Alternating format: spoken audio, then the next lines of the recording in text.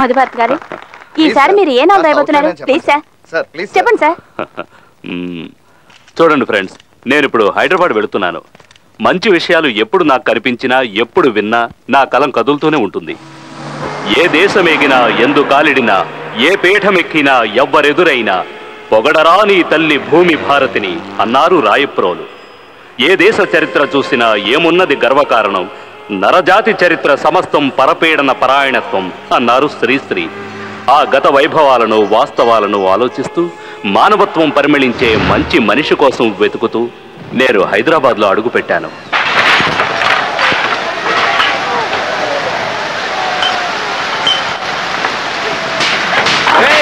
ఈ ఏరియాలో ఉన్న వాళ్ళందరినీ కొట్టి చంపండి రా.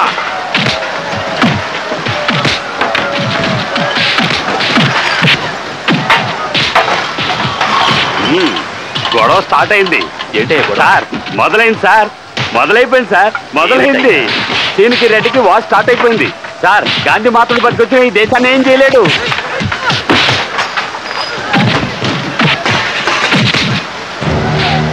ఒక్కరిని కూడా వదిలిపెట్టకండి, ఈరగా దిగండి. ఆ తెల్ల డ్రెస్ లో ఉన్నాడే, ఆయన ఎవరో తెలుసా? పేరు సారథి. సారథి అంటే రథం తోడు. తప్పు చేసిన వాడిని ఇరగదీస్తూ ఉంటాడు. అందరినీ నరికి పోగలు పెట్టండి. అదిగో అక్కడ తాళం సత్తు బనీ నేసుకున్నాడే, అతని పేరు రమేష్. అక్కడ గోడ కానుకో ఉన్నాడే, అతని పేరు ఉమా. అక్కడ చెక్ షర్ట్ వేసుకున్నాడే, అవును, అతని పేరు ముక్కా మూర్తి. వీళ్ళు మామూలు వేళ్ళు, బొటన వేళ్ళు తెలుసా మీకు? అంటే తెలుస్తుంది చూడండి. వీళ్ళు నలుగురు మామూలు పర్వతాలే. ఇప్పుడు వచ్చే అగ్నిపర్వతం ఎవరో తెలుసా? అదిగో చూడండి.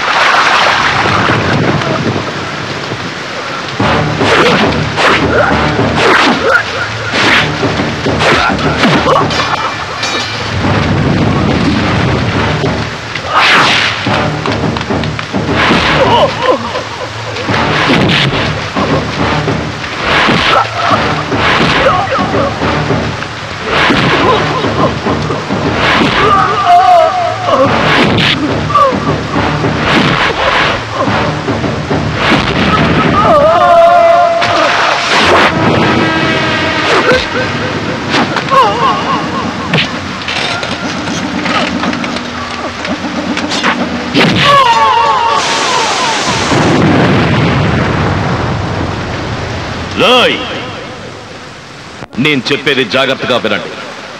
పాత బస్తీ, అబీజ్, లాలాగూడ, కొత్తపేట, చిక్కట్పల్లి, మలక్పేట, దోమల్గూడ, తార్నాక, అంబర్పేట, జూబ్లీ హిల్స్, బంజారా హిల్స్, మసబ్ ట్యాక్, కృష్ణానగర్, ఫిలిం నగర్, ఇందిరానగర్, కోటి, నల్లకుంట, సనత్ నగర్, చాదర్ఘాట్, సుల్తాన్ బజార్, పురానాపూర్, మెహదీపట్నం, పంజాగుట్ట, బషీర్బాగ్. ఈ ఏరియాలో ఒక్కడు కూడా సీనుకి సొంతం కాదని చెప్పండి. వినకుంటే ఈ రెడ్ నిప్పు మండిపడడు, తగలబెడతాడు. అదే స్వాతి సంపాదకులకు నేను యథార్థ గాథకు, వాస్తవ సంఘటనలకు అక్షర రూపాన్ని ఇవ్వడానికి సంకల్పించాను. ఈ నవల్లో నా కథానాయకుడికి నేను పెడుతున్న పేరు ఆది. తనని నమ్ముకున్న వాళ్ళకి తను దేవుడు, కానీ తనకి మాత్రం తల్లి, తండ్రి, గురువు, దైవం ఈ రథం. అతని గురించి ఆంధ్రానికి తప్పకుండా తెలియాలి. ఆది మనసును అర్థం చేసుకోవాలి. ఇది ఎక్కడ జరుగుతోంది, ఎలా జరుగుతోందని తెలుసుకోనక్కర్లేదు. నేను చూసింది రాస్తుంటాను, చదవండి, చదివించండి. మధుభారతి. ఆనంద్ సార్, మనం ఎక్కడున్నామన్న విషయం ఎవరికీ తెలియకూడదు. మనం పంపించే స్క్రిప్ట్ కూడా 5-6 అడ్రస్లు మారి వెళ్ళాలి. ఇక మీద స్వాతికి సంబంధించిన వాళ్ళెవరికి ఎప్పుడూ ఫోన్ కూడా చేయకూడదు, నవల పూర్తయ్యే వరకు. Okay sir. సార్, మధుభారతి గారు కొత్త నవల రాస్తున్నారట. నవల కాదు, అది వాస్తవం. నవల పేరు ఆది. మధుభారతి గారికి పిచ్చి పెట్టింది ఏంటి? ఒక రౌడీ గురించి రాస్తున్నారు. నీకే పిచ్చి. అందరికీ చదువు అందుబాటులో ఉండాలన్నది ఆది ఉద్దేశమట. డొనేషన్స్ అడిగే స్కూల్స్ కు వెళ్లి గొడవ చేసి ఫ్రీగా సీట్లు ఇప్పిస్తున్నారట. నా దృష్టిలో ఆది ఈజ్ గ్రేట్.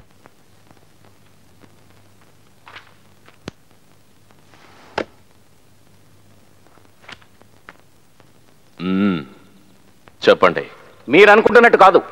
పేరెంట్స్ నుంచి డబ్బు తీసుకోవడం దేనికి సార్? స్కూల్లో 4 స్విమ్మింగ్ పూల్స్ కట్టాలి, స్కూల్కి పిల్లలు రావడానికి ఏసీ బస్సులు కొనాలి. ఇవన్నీ మీరు అర్థం చేసుకోకపోతే ఎలా? ఎవరు? నేనా? అర్థం చేసుకోలేదా? కలెక్టర్ కొడుకులు, డాక్టర్ కొడుకులు చదువుతున్న ఈ స్కూల్లో రిక్షా తొక్కేవాడి కొడుకు, మూటలు మోసుకునేవాడి కొడుకు చదువుకోవాలని ఆశపడుతున్నారే, అది నువ్వు అర్థం చేసుకోలేదనుకుంటాను. 5ో 10ో తీసుకుంటున్న చోట 50,000 లక్షలు అడిగితే జీవితాల్ని తాకట్టు పెట్టి రోడ్డు పాలవుతారని చెప్పడానికి వచ్చాను. అది నువ్వు అర్థం చేసుకోలేదు. రేయ్, 1వ తరగతి చదవడానికి ఎందుకురా 50,000? చెప్పు. మరి డబ్బు లేకుండా ఇంత పెద్ద స్కూల్ మేము ఎలా రన్ చేయగలం? చెయ్యొచ్చు. 2 నగల కొట్లు, 4 థియేటర్లు, ఒక షాపింగ్ కాంప్లెక్స్, ఏరియాకి 3 ఇళ్లంటూ సంపాదించారుగా. అవి చాలు. ఉన్న డబ్బుతో లేని వాళ్ళకి చదువు చెప్పించండి. చదువుకి క్యాష్ కావాలంటే నేను ఇస్తాను. చదువుని క్యాష్ చేసుకోవాలనుకుంటే నేను చచ్చినా ఇవ్వను. ఇప్పుడు చదువు ఖరీదు ఎక్కువైంది. అసలు చదువు అంటే ఏమిటని మీ ఉద్దేశం? ఉద్దేశం రెడ్ అనే ఉద్దేశం. R for revolution, E for education, D for development అనే ఉద్దేశం. ఈ 3 ముక్కల ఇంగ్లీష్ తెలుసన్న ఉద్దేశం. అందరి బతుకుల్లోనూ అక్షర దీపాలు వెలగాలని ఆశీర్వదిస్తోంది సరస్వతి. ఆ దీపం మారిపోకూడదన్న ఉద్దేశం. ఆంధ్రప్రదేశ్ ని హైటెక్ స్టేట్ గా మార్చాలనే ఉద్దేశం. రతనాల సీమ కావాలనే ఉద్దేశం. లేని వాళ్ల తలరాతల్ని మార్చాలనే ఉద్దేశం. బిచ్చమెత్తైనా చదువుకోవాలని లక్ష్య సాధకుడి ఉద్దేశం. కానీ చదువుకోవడానికి వచ్చే వాళ్ళు బిచ్చమెత్తాలన్నదే మీ ఉద్దేశం. తెలుగు జాతి వెలుగు కోసం నా రక్తాన్ని ఇవ్వాలన్నదే నా ఉద్దేశం. నేను సైతం ప్రపంచాగ్నికి సమిధినొక్కటి ఆహుతి ఇవ్వాలన్న నా ఉద్దేశం. ఈ ఉద్దేశం వేరా ఈ రెడ్ ఊపిరి. మరి మమ్మల్ని ఏం చేయమంటారు? నేను చెప్పినట్టు మీరు చెయ్యాలి. అలా చెయ్యకుంటే రెడ్, వీళ్ళతో ఛానల్ 2లో మాట్లాడు, సీట్లు అడుగు. లేదన్నారనుకో వీళ్ళ షేపులు మారుతాయని చెప్పు. జైళ్ల ఇటుకలతో పాఠశాలలు కట్టమని పెద్దలు చెప్పారు. కానీ నీ మాటలు వింటుంటే ఈ పాఠశాల ఇటుకలతో నీకు సమాధి కట్టాలని నేను అనుకుంటున్నాను. ఏమిటి బెదిరిస్తున్నావా? అక్షరాలు నేర్పే గురువుల కాళ్ళు కడగాలనుకునే నన్నా మాట్లాడుతున్నావు.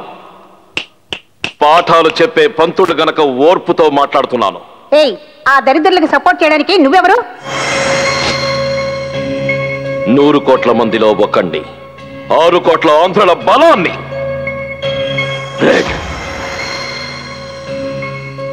రెడ్ అందరికీ టైం ఇస్తాడు. ఇలా చూడండి, ఇది ఆగే లోపు మీరు మీ నిర్ణయాన్ని చెప్పాలి.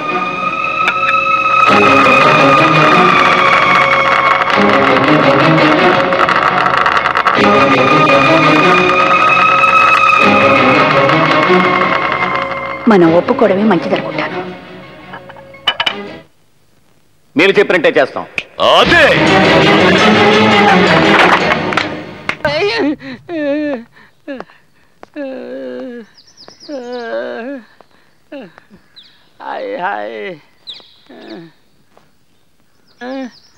కొట్టారా? మరి అసలు మాట వింటేగా. అరే నగలా కోట్లో బట్లా కోట్లో బిజినెస్ లేదు, బాగా డల్ గా ఉంది. అబద్ధం, అంతా అబద్ధం. బ్రిటిష్ వాళ్ళ కాలంలో, దట్ ఇస్ బిఫోర్ 1947, जरा मेहरबानी करके चादरघाट रोड में एक छोटा सा दुकान डालने के लिए जगह दे दो साहब. राजस्थान से सारे ऊंट बेच के आ गया मैं साहब, प्लीज साहब, प्लीज प्लीज. మీరు ఎలాగైనా చాదర్ఘాట్ రోడ్లో కొట్టు పెట్టుకోవడానికి కాస్త చోటు ఇవ్వండి సార్. రాజస్థాన్ లో ఉన్నదంతా అమ్ముకొని వచ్చాను sir, please sir, please please.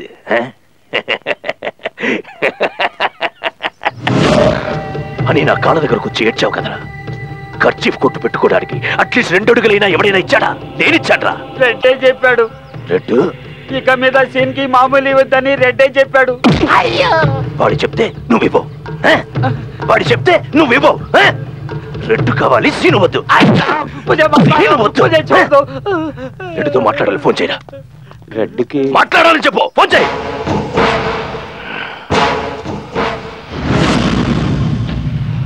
ఏమిటయ్యా ఇది? ఎవరిని అడిగినా రెడ్డు రెడ్డు అంటున్నారు. బెదిరించావా? నేను బెదిరించలేదు. నీ బెదిరింపులకి భయపడద్దని అందరితోనూ చెప్పాను. నేను నీలాగే నలుగురిని బెదిరించాను, డబ్బిచ్చారు. ఏంటయ్యా అని అడిగితే బహుమతి అన్నారు. ఇప్పుడు దాని పేరు మామూలు అంటున్నారు. మాటే మార్పు, డబ్బు ఒకటేగా.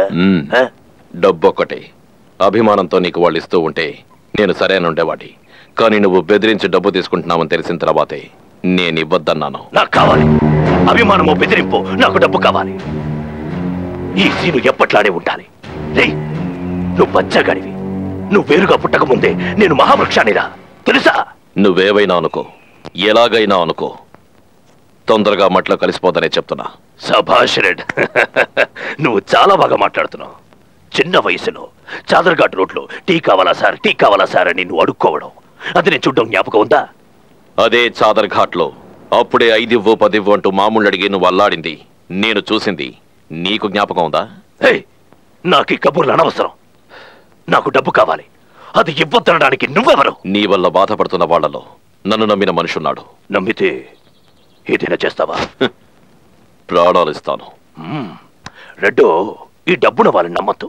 ఆ రోజు నాకు సపోర్ట్ చేశారు, ఈ రోజు నీకు సపోర్ట్ చేస్తున్నారు, రేపెవరికో. మనం కలిసిపోదాం, వచ్చే డబ్బుని పంచుకుందాం. ఏమంటావు? పొత్తు కుదరదు సీను.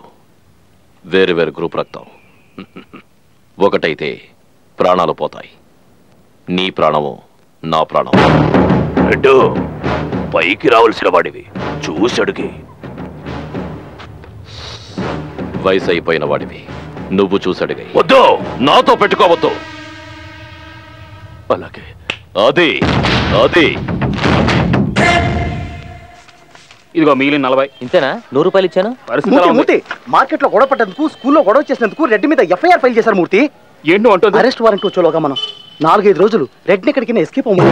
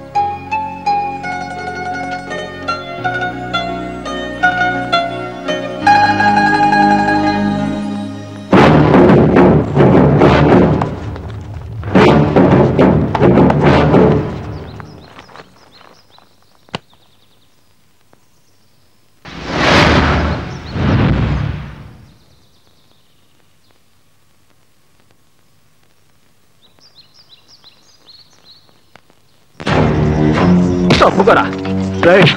రెడ్డి మీద కంప్లైంట్ ఇస్తావా? రెడ్డి జైల్లో పెట్టిస్తావా? కంప్లైంట్ వేడిగా ఇవ్వే. ఈ వేడి చాలా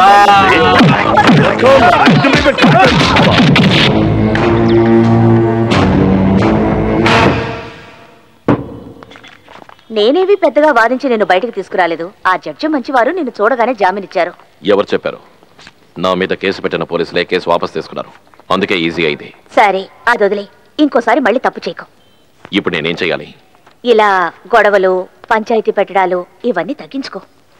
చేస్తారు, మంచి వాళ్ళందరూ చేస్తారు. వాళ్ళంతా నీ ఆదుకోవడానికి నువ్వేమైనా దేవుడువా? అవునండి అని ఆయన అనుకోవడం లేదు, మేమందరం అనుకుంటున్నాం. ఎవరు ఏమనుకున్నా సరే ఇది చట్ట ప్రకారం నేరం. మీ మనసును అడిగి చెప్పండి, నేను చేస్తున్నది కరెక్టా తప్పా? అది కాదు. అది చాలు, వస్తాను. నేను నీ మంచికేగా చెప్తున్నాను. ఏమిటి నారాయణ? ఉండండి బాబు, దిష్టి తీసేస్తాను. ఇరుగు దిష్టి, పొరుగు దిష్టి, ఆల దిష్టి, ఇల దిష్టి. నారాయణ ఏమిటిది? సరే ఇంటికి వెళ్లే ముందు గుడికి వెళ్ళు, అప్పుడే నీకు బుద్ధిస్తుంది. గుడికేగా వెళ్తాను. మంచి చేసే మిమ్మల్ని జైల్లో పెట్టారా? వదిలేయండి మాస్టారు, నన్ను జైల్లో పెట్టాలని ఆశపడ్డారు. నేను ఎవరి ఆశనే కాదన్ను కదా. పిల్లలు ఎలా ఉన్నారు? పసిపిల్లలు. మీరు కనిపించిన తర్వాతే అన్నం తింటామని చెప్పారు.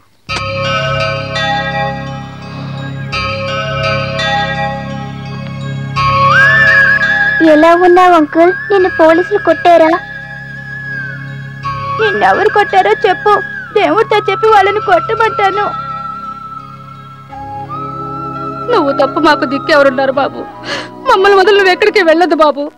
అమ్మఒడి ఎంతో కమ్మనిది, అందరికీ ఎప్పుడు వందనిది. నవమాసాలు నన్నే మోసింది, తను నాకై ఎంతో త్యాగం చేసింది. నీ పేగు తెంచుకున్న ఈ జన్మ నీ ప్రేమ పంచుకొనలేదమ్మా. తను గాయాలు ఆరేను, ఈ మనసులో గాయమారేనా?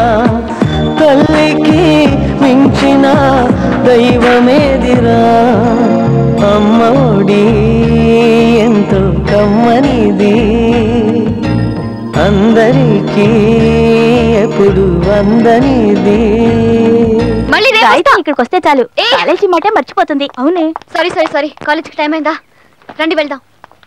అది సరేనే గాయత్రి, నువ్వు రోజు ఇక్కడికి వస్తుంటావు ఎందుకే? రోజు ఇక్కడ వచ్చి వెళ్తేనే నా మనసు బాగుంటుంది.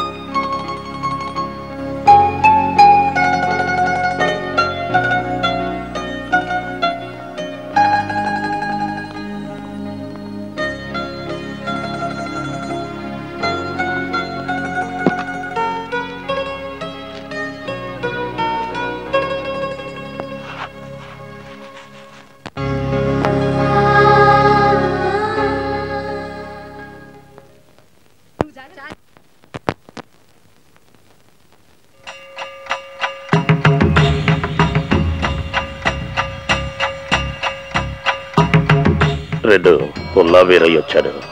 ఏంటట? తెలియదు, కనుక్కుందాం. రావయ్యా. రెడ్డు, నేను జూబ్లీ హిల్స్ లో సిమ్రాన్ వైన్ షాప్ అని 60 లక్షలెట్టి పాడుకున్నాను. ఆ ఏరియా ఎస్ఐ గారు ఉన్నాడే, 7 గంటలకు కొట్టు మూసే 7:30కే మూసేయని నన్ను ఏపించి తినేస్తున్నాడు. మంచిగా చెప్తున్నాడు. మూసే. నువ్వే అలా అంటే ఎలా? ఇప్పుడు బాటిల్ అమ్ముతుంటే ₹10 మిగులుతుంది. ఈ మధ్య కుర్నాయాళ్ళలో క్వార్టర్ కొనుక్కుని 4 తాగేస్తున్నారు. అందులోనూ సగం మంది తాగుడు మానేస్తున్నారని నా చెవిని పడింది. ఈ వ్యవహారం కనుక ఇలా సాగిందంటే ఈ తాగుబోతునాయాలని టార్చ్ లైట్ వేసి ఎతకాల్సి వస్తుంది. సరదాగా 12 దాకా కొట్టు తెచ్చుందనుకో, నేను ఏదో మెల్లగా పైకి లేస్తాను. నీ సంగతి సరే, కానీ జనం నువ్వు ఆర్డర్ వేసావంటే నేను 100 మంది పిల్లలకి స్కూల్ ఫీజు కడతాను, 60 మంది పిల్లలకి కాలేజ్ ఫీజు కడతాను, ఓ అబ్బాయిని IAS దాకా చదివించేస్తాను. నీ పని అయిపోయినట్టే. లేని వాళ్ళ భయంలో ఆకలుంటుంది, కానీ నీలాంటి డబ్బున్నవాడి భయం వల్లకాటి వరకు వెంటాడుతుంది. రెడ్ ఉన్నాడు, భయపడకు. రేయ్, కల్తీ సరుకు అమ్మడం, ఇష్టం వచ్చినట్టు రేట్లు పెంచడం నాకిష్టం ఉండదు. పో. అలాగే నేను వస్తానా?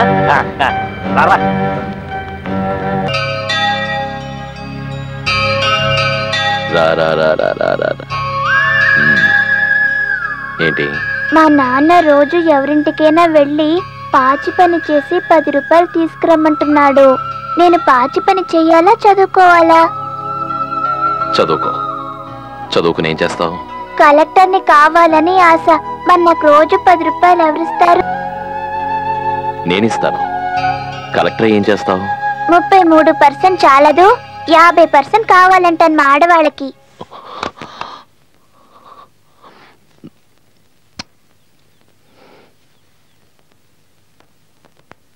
డబ్బు ఆదా చేయి, ఖర్చు పెట్టద్దని చెప్పేవే. ఇలాంటి 4 పిల్లల్ని చదివిస్తే చాలు. 4 బ్యాంకుల్లో నా డబ్బు ఉండకలేదు. 4 మనసులో నేనుంటే చాలు.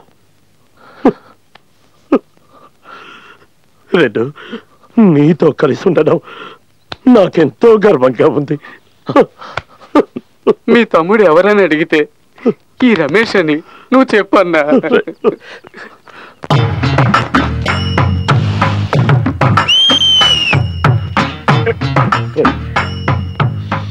మాయా, ఏంటి అడ్రస్ లేవు? నేను చూడ్డానికి రావచ్చుగా. ఏమిటి బట్టలు నువ్వును అసహ్యంగా?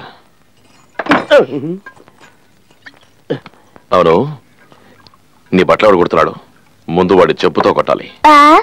ఇక్కడికి వచ్చేవాళ్ళు కళ్ళు తాగడానికే రారు, నన్ను కూడా చూడ్డానికి వస్తారు. 1 చెట్టో 9 చెట్లో తెలియదు, మిక్సింగ్ రాంగ్. అందుకని నీ ఇష్టం వచ్చినట్టు ఊరేగుతావా? మా నాన్నకి 3 భార్యలు, 11 మంది ఆడపిల్లలు. ఎలాగోలా కాలం గడపాలిగా. ఊరికెళ్ళి మాట్లాడి నన్ను ఏడిపించుకో. సరే, ఏదో అన్నాను అందుకని నువ్వు అలా ఏడవాలా? సారథి, త్వరగా ముగించుకుంటా. అలాగే. అందరూ నవ్వితేనే అందంగా ఉంటారు, కానీ మాయ ఏడ్చిన అందంగానే ఉంటుంది. నువ్వు ఏడవతులే, నవ్వుతూ ఉంటావు.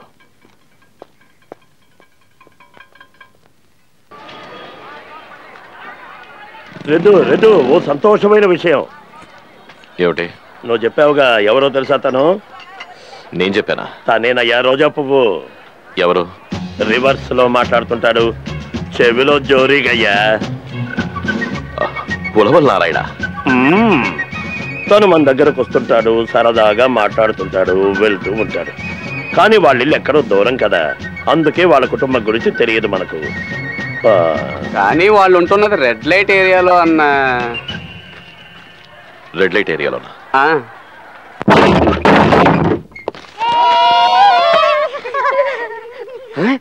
రెడ్ ఏంటి ఎలాగొచ్చా? ఏదైనా ప్రాబ్లమా చెప్పు, నీతో పాటు నేను నన్ను తగిలింతాను. అప్పుడో తిని చెయ్యి, దెబ్బ గోలుకొండ అబ్బా అన్నాడా ఎవడాడు? ఇది నీలా? ఎటకారం ఆడుతున్నావా? నాకెక్కడ ఇల్లు? గురుమూర్తి గారు ఉన్నాడు కదా, ఆడి ఇన్ఛార్జ్లో రన్నింగ్ అయిపోతుంది. ఇక్కడ ఉండడం అట్టే అంత నాకు ఇష్టం లేదు, కానీ మొదట్లో ముమ్మరంగా ఉండేది కాదు. ఈ మధ్యన మాత్రం ఓ ఎరగదికి చేస్తాడు బిజినెస్ లో. ఇది నాతో ఎందుకు చెప్పలేదు? సీను గాని బతికిపోరా అని వదిలేసావుగా 2 ఏరియాలు ఇచ్చి, అందులో ఇదొకటి. సీను గురుమూర్తి కప్పు సాసలోనే. నేను నీతో చెప్తే ఎక్కడ సమస్య వచ్చేస్తుందో అని.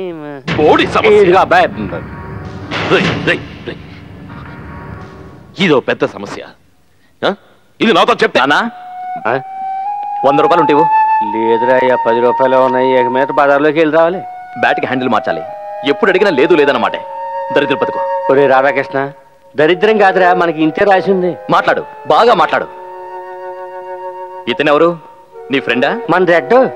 నీ మొహానికి ఫ్రెండ్ ఒకడు. రెడ్, ఆడికి నీ గురించి తెలీదు. ఆడేదో కుబేరుడు కడుపును పుట్టాను అనుకుంటున్నాడు, గాలిలో మేడలు కట్టేస్తున్నాడు. నా కడుపును పుట్టాడు కదా, తప్పక భరిస్తున్నాను. శివలాకరికి తలకరు ఆడే పెట్టాలి కదా. అమ్మలో అమ్మలో, ఏంటి నాన్న? తొందరగా రామ్మా, ఎవరొచ్చారో చూడు. నా కూతురు ఇప్పుడు వెళ్ళారు కదా క్రికెట్ ఆడి పుట్టిన 10 నెలలకి ఇది పుట్టింది. గాయత్రి అని పేరు పెట్టుకున్నానులే. దీనికి ఉన్న అందానికి అష్టలక్ష్మిని పెట్టుండొచ్చు.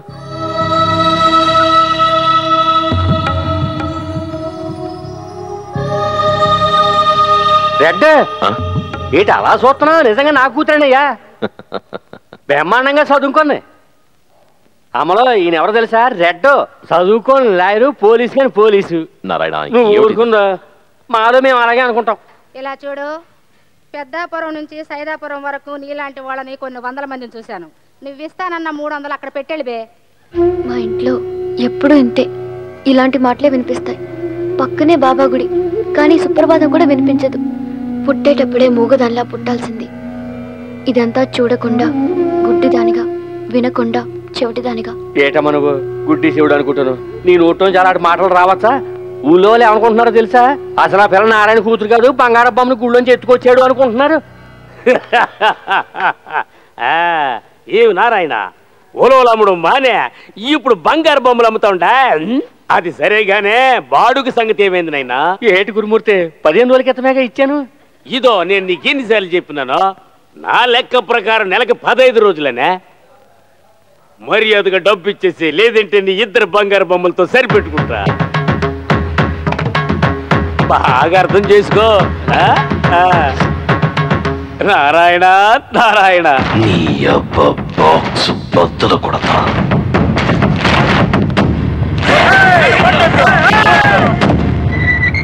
నారాయణ ఎవరొచ్చారబ్బా? అయ్యో నారాయణ గారు.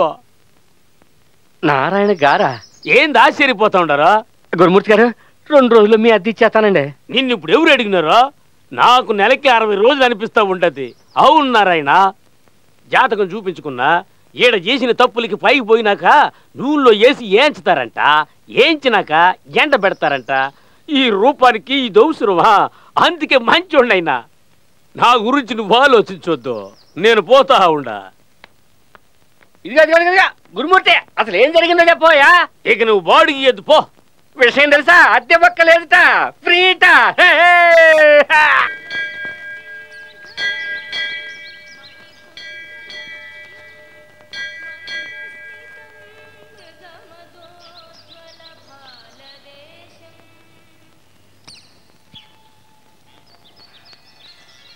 రెడ్, మా ఇంటి చుట్టూ జరిగిన తప్పుడు విషయాలన్నీ పోయాయి.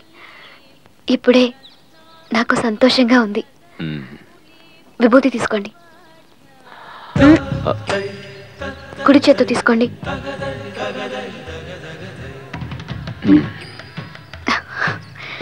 ఐదు వేళ్లకు నిమ్మకాయలు పెట్టుకున్నారా?